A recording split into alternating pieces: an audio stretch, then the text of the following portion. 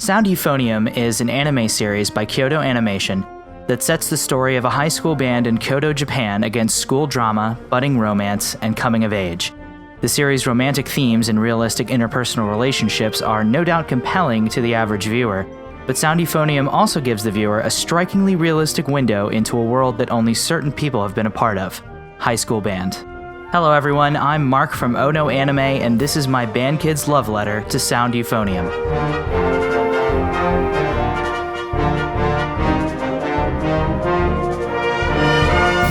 I've been a band kid for almost as long as I've been in school. Picking up the trumpet early on in middle school, I continued with fervor to be a member of my high school's marching band, wind ensemble, and jazz band before graduating and joining the Florida State University Marching Chiefs. I've been in some sort of wind band for almost a decade of my life, so believe me when I say that, despite the myriad cultural differences between Japan and the West, you will not find a more realistic representation of the trials and tribulations of high school band than Sound Euphonium. First, the people. It's no small secret that band kids are a weird bunch, and that fact is presented in a supremely realistic and subtle way. Unlike the highly perpetuated "this one time at band camp" joke, band kids are strange in a myriad of subtle ways, from quirky and overly peppy mannerisms to naming your instrument, to treating usually serious matters with unusual amounts of levity.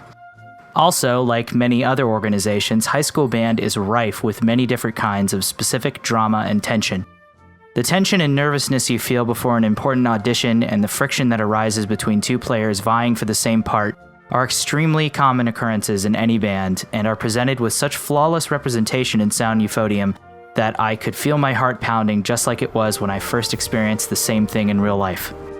A much more subtle feature of Sound Euphonium's storytelling that stands out to me is how it treats the issue of those left behind. More often than not in anime, those around the protagonist that aren't strong or powerful enough to reach the final goal of the show either die or are left behind, never to be seen again. Obviously, this isn't how it works in real life, especially not in high school band, where those that don't make the competition band are still constantly present, usually kept on as volunteers to help the behind-the-scenes logistics of the band move more smoothly. Natsuki and Hazuki are perfect examples of how Sound Euphonium subverts this norm in favor of realism, as they are ever present in the story of the show through the final episode. In addition to these story elements, Sound Euphonium's direction, art design, and cinematography all help to contribute to the realism of the situations it portrays. Learning how to march, playing in different kinds of weather, walking home with a bulky instrument case, and the deafening silence as the band director lifts his baton during a performance are all little additives that serve to create a perfect balance between realism and entertainment.